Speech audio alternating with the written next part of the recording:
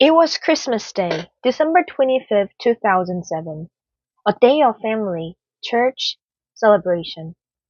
Two little girls walked home together, smiling, chattering, thinking only of the warmth of the season. But by nightfall, they were gone, vanished, and South Korea would soon be plunged into one of its darkest nightmares. This is the story of Anyang student martyrs, a story of trust betrayed, innocence stolen, and a predator hidden in plain sight. The disappearance. 10-year-old Lee Hae-jin and 8-year-old Woo Ye-se left their church after afternoon in Anyang City. The CCTV at the Anyang Literature Center caught them around 4:10 p.m. Two children bundled against the winter, giggling, skipping down the street. By 5 o'clock, they were gone. Parents searched frantically, voices breaking as they shouted their daughter's name into the cold evening air.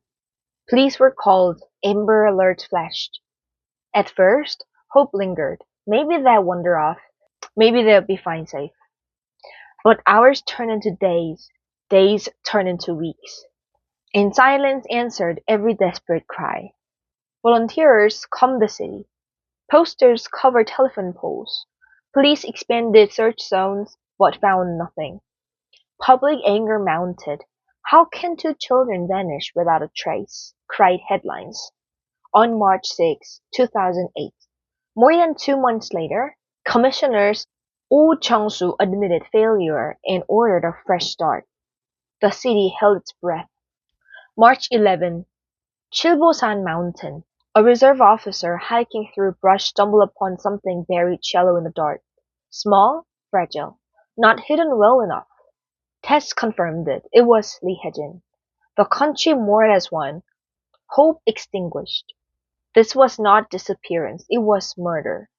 Police soon traced the rented 2003 Hyundai Sonata. Its trunk stained with blood. DNA confirmed it belonged to both girls. The renter? Jung Sung-hyun, a man who lived just 130 meters away from Hae-jin's home, a face that children likely recognized. March 16th, police stormed Jung's mother's home. He resisted, panicked, and spun a lie. I killed him in a traffic accident. I hid the bodies out of shame. But investigators found no skid marks, no dents, no accident. The lie collapsed. Pressed further, Jung broke. He confessed.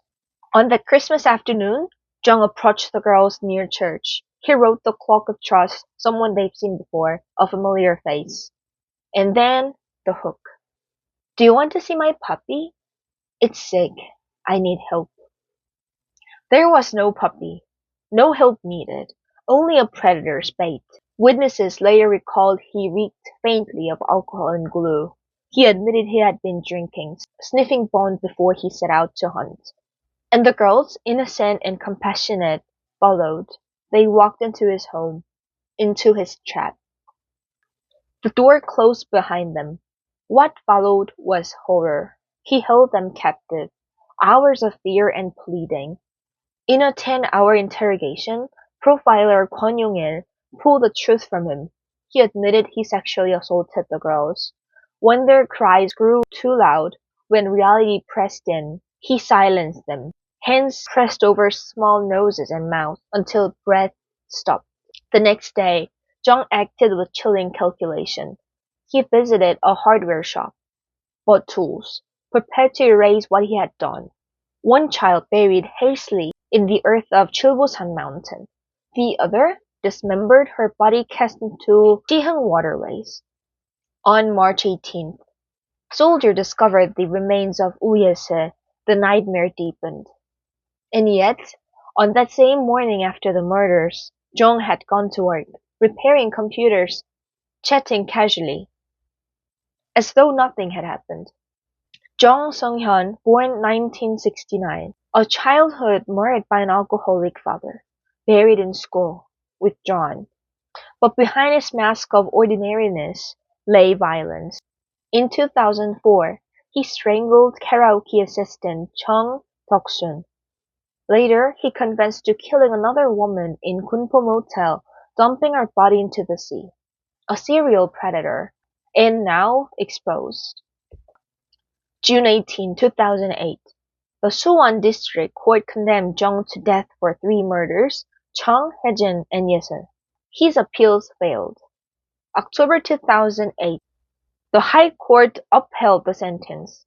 February 2009. The Supreme Court ended his last chance, death sentence.